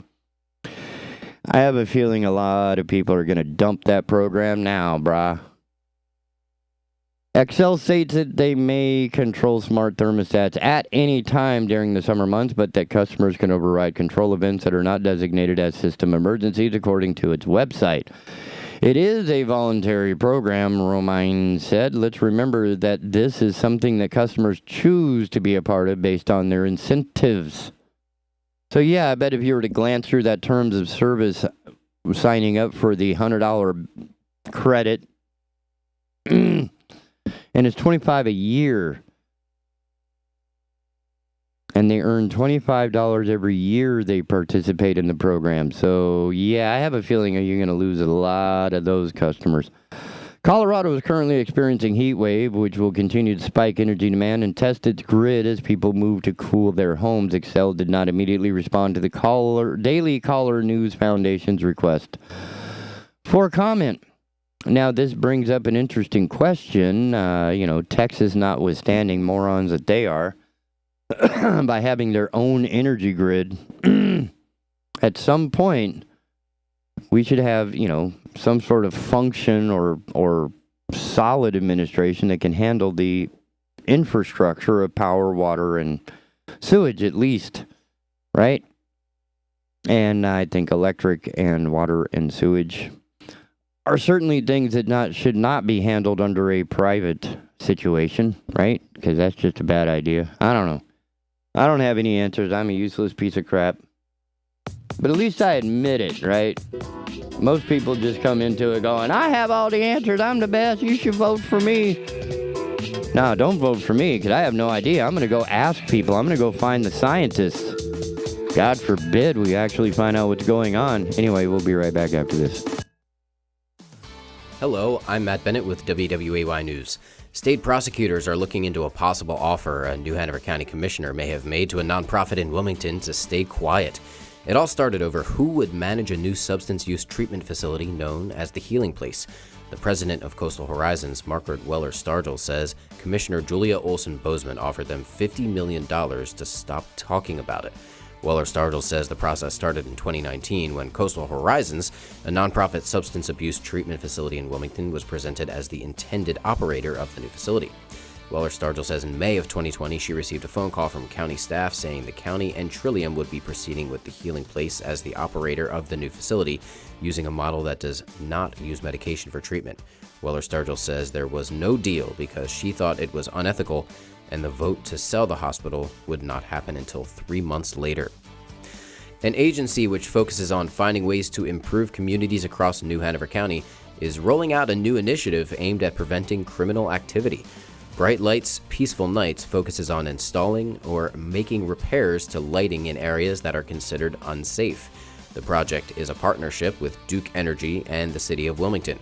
Port City United Director Cedric Harrison was there for installation of the first lights on 31st Street. He says the initiative aims to help solve and deter crimes. And a member of Wrightsville Beach Ocean Rescue Team is set to take the world stage after a remarkable first-place finish and an impressive third-place finish for the team back in August at the Nationals. Lifeguard Mo Peacock placed first in the Beach Flags competition in California. This landed him a spot on the prestigious U.S. national team. He'll travel to Italy for the World Life-Saving Championship at the end of the month. Wrightsville Beach Ocean Rescue Captain Sam Prophet says he's proud to have one of his team members competing among the top athletes. For more on these stories, you can head over to WWAYTV3.com. I'm Matt Bennett. Have a great day.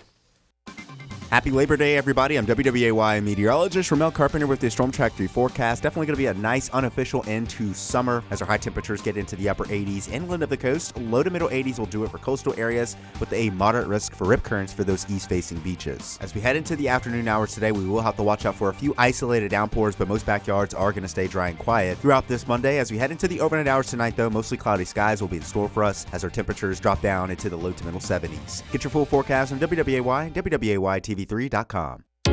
This news and weather is brought to you by Two Men and a Truck. For your free quote, go to twomenandatruck.com. twomenandatruck.com.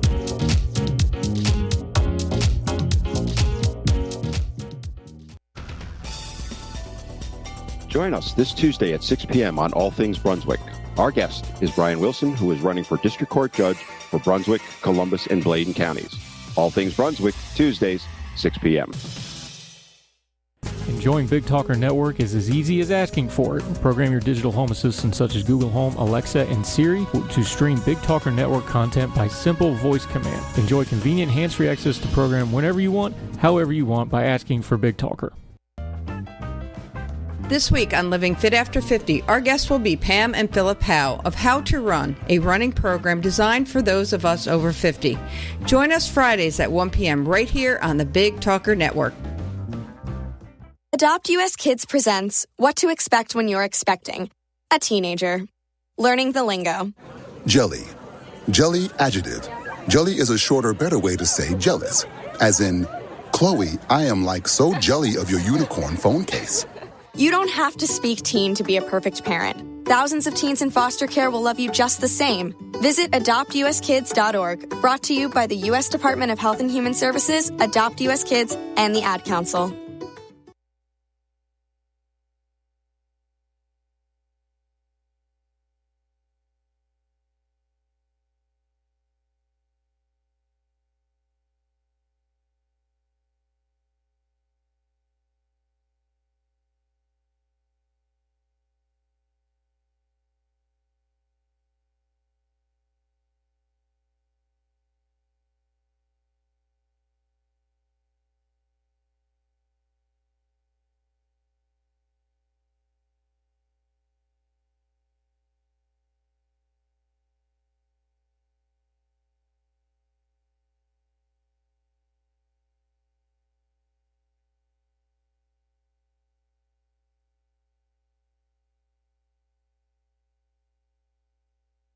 I did miss it.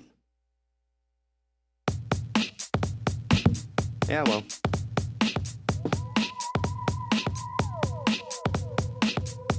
I guess you can dock my pay for being late. That was meant to be funny. So my normal Monday late morning guests. Oh my goodness, I don't even know where that is. I'll just share that. Why not? Share now. It just looks like fun. I want to see mine. Where is it? Where is it? Where is it?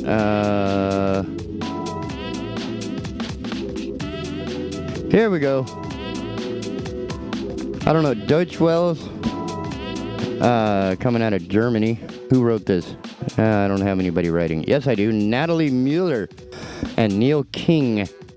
Now, this was about a year ago. This is October of last year. Aviation. Germany opens world's first plant for clean jet fuel. Sustainable fuels are seen as a key to making carbon-neutral flying possible, but there are some major hurdles preventing these cleaner alternatives from getting off the ground. Get it on the day that the International Air Transport Association announced a commitment to reach net zero CO2 emissions by 2050. The nonprofit organization Atmosphere has opened the world's first plant to produce carbon-neutral jet fuel. The group, which offers offsets for emissions from flights, announced Monday that its site in Emsland in northern Germany is expected to begin producing 8 barrels, about a ton of synthetic kerosene a day in early 2022.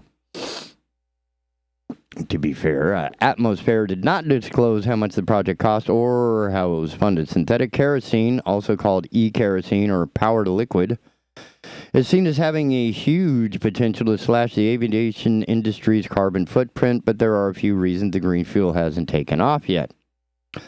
Flying is one of the most carbon-intensive ways to travel because planes are powered by fossil-based kerosene. The aviation sector is responsible for around 2 to 3% of global CO2 emissions, and it wants to reduce its footprint to half of 2005 levels by 2050. But decarbonization is going to be a huge challenge. Words are hard. Why synthetic kerosene? Well, e-kerosene is a type of sustainable aviation fuel. Oh, God, here we go with the BP crap again. All right. That can be blended with conventional jet fuel to bring down flight emissions. SAFs are mainly biofuels made from sustainable feedstocks such as waste products or agricultural residues. They're seen as a promising alternative because they can reduce emissions by up to 80% over the lifetime of the fuel compared to fossil kerosene. The Atmosphere plant in Emsland is aiming to produce carbon-neutral synthetic kerosene by combining hydrogen generated by renewable electricity from nearby wind turbines and sustainable carbon dioxide captured from the air and biomass. The output is to be mixed with conventional kerosene and transported to Hamburg Airport to fuel flights, including those of German carrier Lufthansa. Current engines can technically run on up to 50% sustainable fuel, but that's far from being a reality right now. SAF production is currently about 0.1% of the total aviation fuel consumed globally, according to the IATA. Here's where we got to get a little crazy and sort of point out the differences in the types of SAF. The SAF that BP has been developing is actually tearing engines apart and cannot be blended more than like 30 or 40% with regular fuel, destroy the engine. This stuff is transparent. It does not hurt the engine at all. It can be dumped right into regular fuel and mixed and no problem. But the crap that BP was making is just horrible. It'll tear the engine apart. Some governments, how much sustainable fuel? Some governments have introduced quotas in an effort to drive those numbers up. Germany, for example, wants 0.5% of the 10 million tons used by the German aviation industry each year to be e-kerosene by 2026, with that rising to 2% or 200,000 tons by 2030.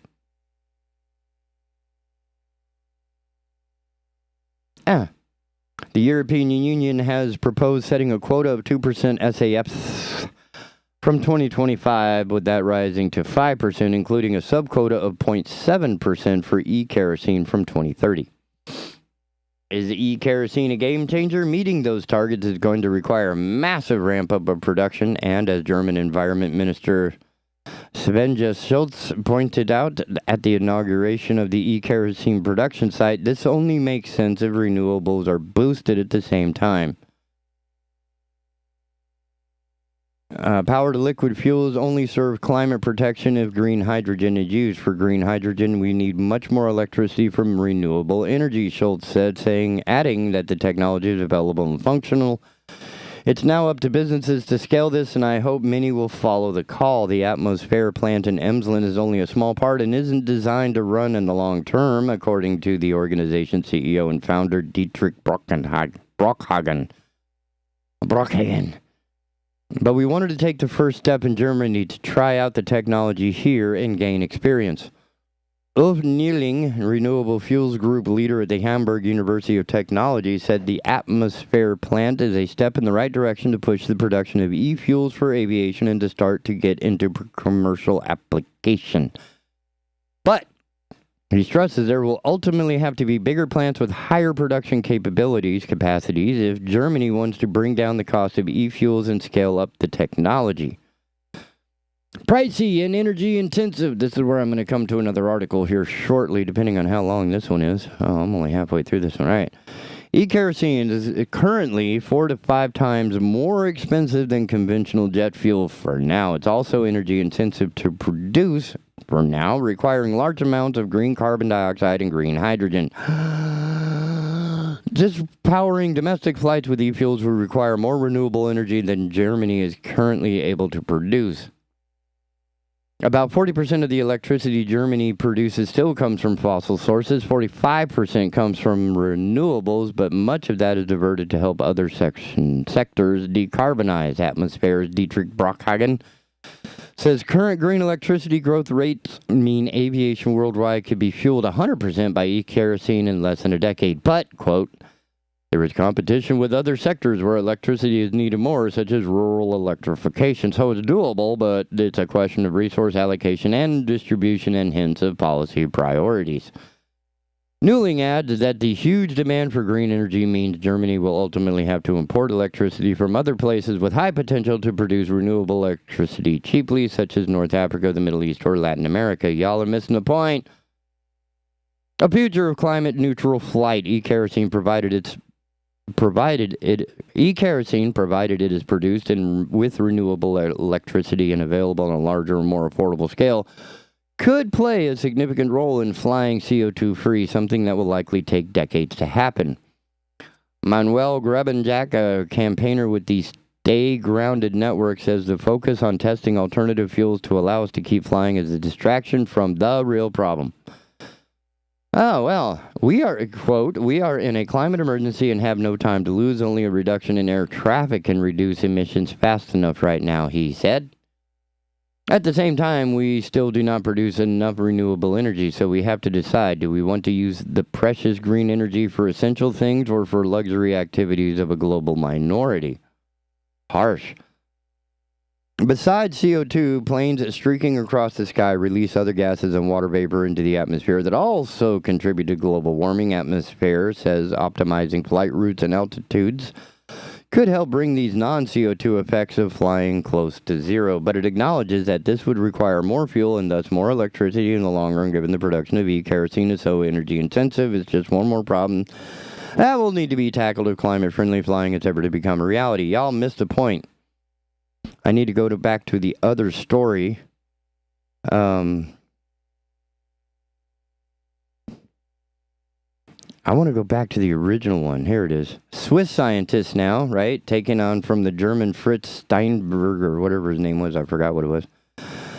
Okay, fine. Swiss scientists are making jet fuel from sunlight and air, so you don't need the electrical intensity that the last article was talking about. And I think we need to turn our attention away from exclusively the aviation industry and look at things like, I don't know, heating, electricity, right? Instead of burning oil and gas, we could burn this stuff, and when it's burned, it goes back into the atmosphere as oxygen, carbon dioxide, and oxygen. So it's not like we're, anyway. Scientists have developed a way to make carbon-neutral jet fuel for hard-to-electrify heavy transport using sunlight and air. The fuels release as much carbon dioxide when combusted as they absorb from the atmosphere when produced, so no additional CO2 emissions are generated. The new process could further efforts to combat climate change by decarbonizing transport sectors like aviation, which is responsible for, in this case, almost 3% of all human-made carbon dioxide emissions, including shipping and road haulage. Researchers led by Aldo Steinfeld, maybe that's him, professor of renewable energy at ETH Zurich, have developed an industrial plant that extracts carbon dioxide and water from the air. Solar energy is then used to split these compounds and produce syngas, a mixture of hydrogen and carbon monoxide. This is then further processed to create kerosene and methanol, which can be used as a substitute for traditional fuels. And I'm getting very upset that they seem to only want to use this stuff for airplanes. This is aggravating. If we are able to generate a fuel, anything that burns fuel should be subject to this new fuel. And that includes, electric generation plants, maybe? Yeah, I don't know. It's... So boiling water to turn a turbine has been around since, I don't know, the beginning of electricity. Thank you, Ben Franklin. And some of the other cats like Volt.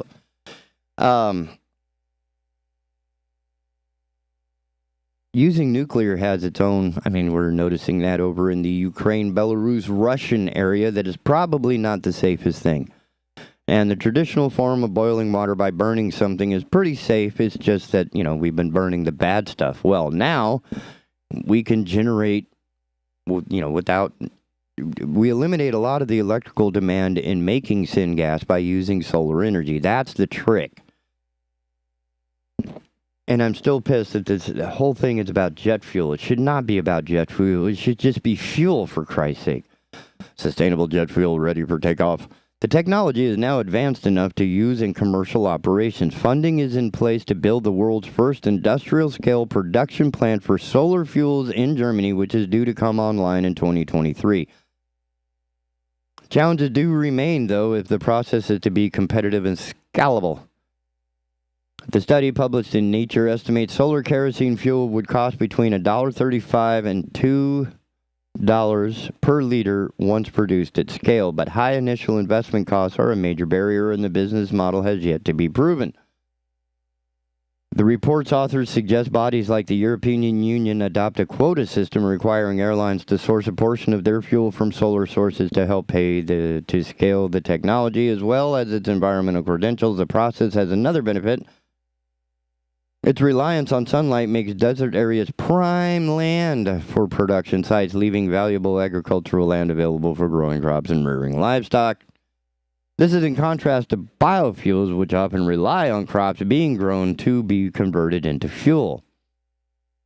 Sky's the limit. The International Air Transport Association says sustainable aviation fuel will need to play a substantial role in achieving the global target of net CO2 emissions by 2050.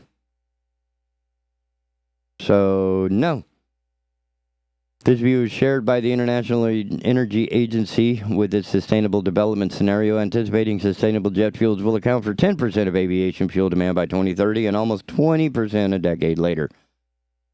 Global passenger numbers are expected to reach 7.5 billion by 2035, up from 4.5 billion in 2019 before pandemic disruption halted many flights, according to IATA.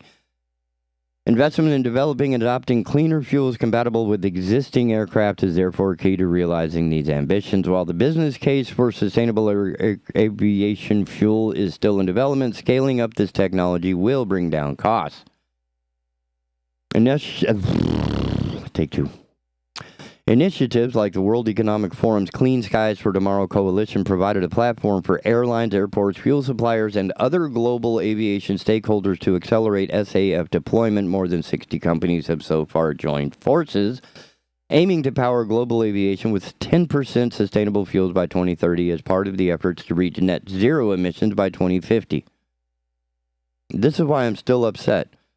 Achieving our ambition will require commitment, innovation, and cross-industry collaboration from a wide range of stakeholders, said Lauren Uppink-Calderwood, head of aviation, travel, and tourism at the World Economic Forum. Again, airplanes aren't the only thing that need fuel. Right? I think Germany should put a thumb up to Russia and convert everything that they do to sustainable solar kerosene tomorrow. Right? Because if heating oil can be, because if your house is being heated by heating oil, then you should be able to convert that over real easily. Because once you have a hydrocarbon, there's a lot you can do with it. Right? Hydrocarbons all follow the same basic general rule of thumb. There is one thing I want to check on before I go too much further down this rabbit hole to make sure. BPSAF. Let's see what they have.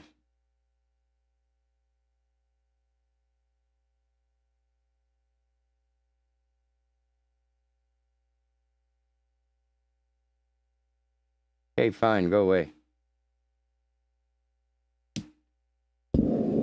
Oh, so here's BP, British Petroleum's BS on their SAF.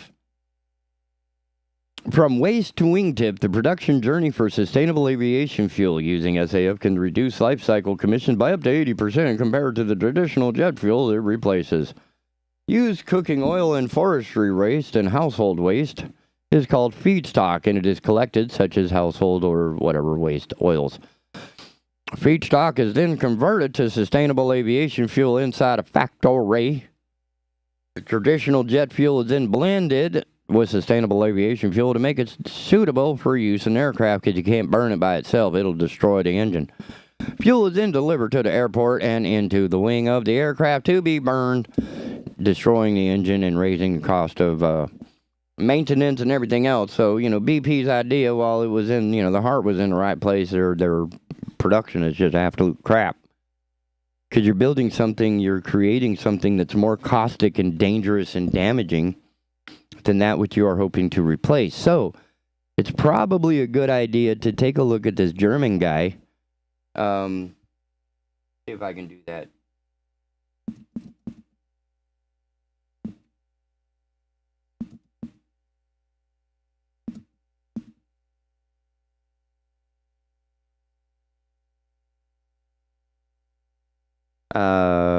No. Is that it?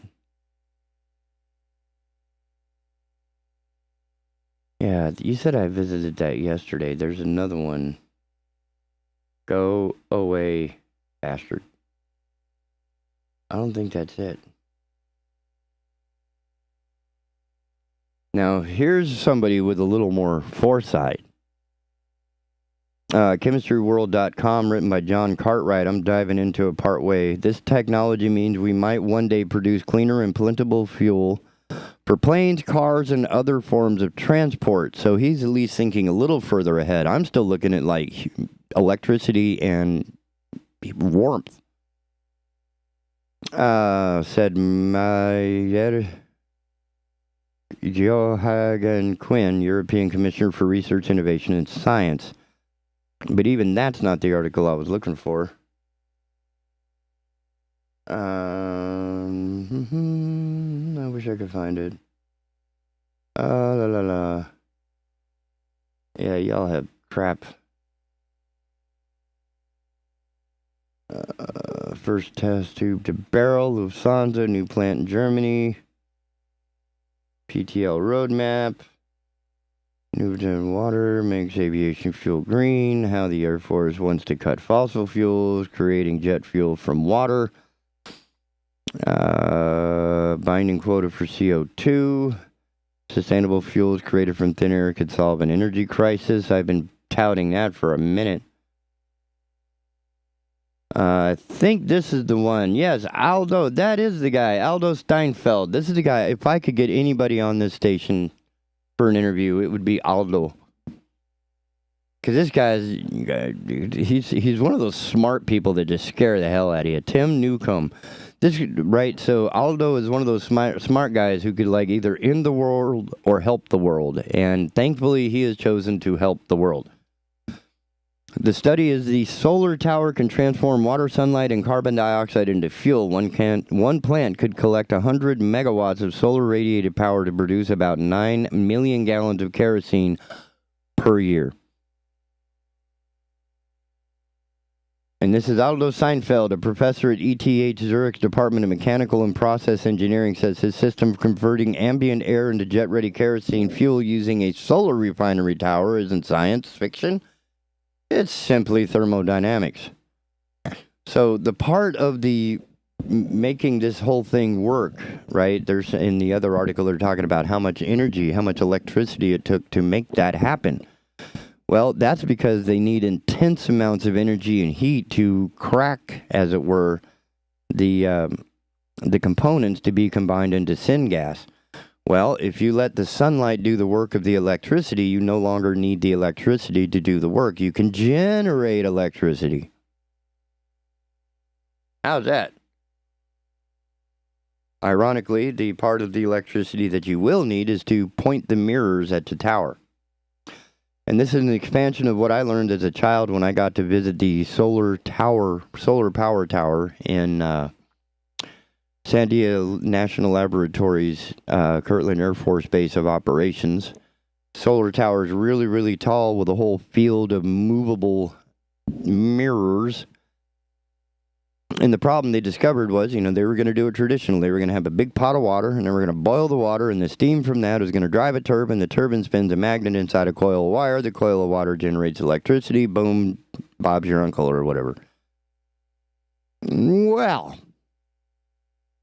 it turns out they ran into a problem. The sun is really bright. The sun emits a lot of power that we use like a embarrassingly insignificant portion of. So when these scientists, they all had lab coats and, little goggles on and little pocket protectors and their little clipboards and TI-55 calculators, melted right through the cauldron that was holding the water. They discovered that they had created too much energy to boil the water with. They were vaporizing the very iron. Right, they had, and if you go to visit, if it's still there, at least there was for, years after I was there, you go into the little visitor center there of the solar power tower, and you will see 2-inch armor plating that has been melted through, and the little placard that goes with it tells you how long. This 2-inch plate armor was exposed for 45 seconds to the solar power tower beam and was melted straight through in 45 seconds. So that's a lot of energy, and for these guys to, and of course, the ability to set this up in a desert somewhere. Awesome. And the entire process of the environment is going to be better served by this because the CO2 we're taking out of the air is going to be, it's net zero. We're literally converting what we've already burned back into something we can burn. It's wild, man. It's mind-bending. And for people to limit themselves to thinking that this should only be used for aviation are really pissing me off. Because it should be for anything that needs fuel.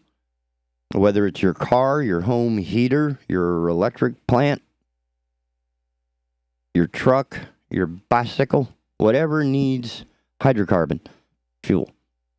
Because hydrocarbons can be manipulated once they are in a set format. And kerosene is just a longer format. Break it in half, you get gasoline or something like that. I don't have it exactly figured out, but I'm learning, I'm reading, I'm trying to figure it out. Now, tomorrow, if all goes well, we will have a guest from the New Mexico State University, Dr. Olivares, going to talk to us about mycology. If you don't know what mycology is, you could be open, you might be interested in a whole new career before this is over because mycology sounds fascinating. If you don't know what it is, you can look it up on your Google stuff. It's mycology, mycology, bah. Whoa! Boy, that tells me we have come to the end of our broadcast morning right here on the Asylum, your refuge in a world gone mad. Up next is Consumer Choice Radio. We have other fantastic programs coming on throughout the day, so stay tuned.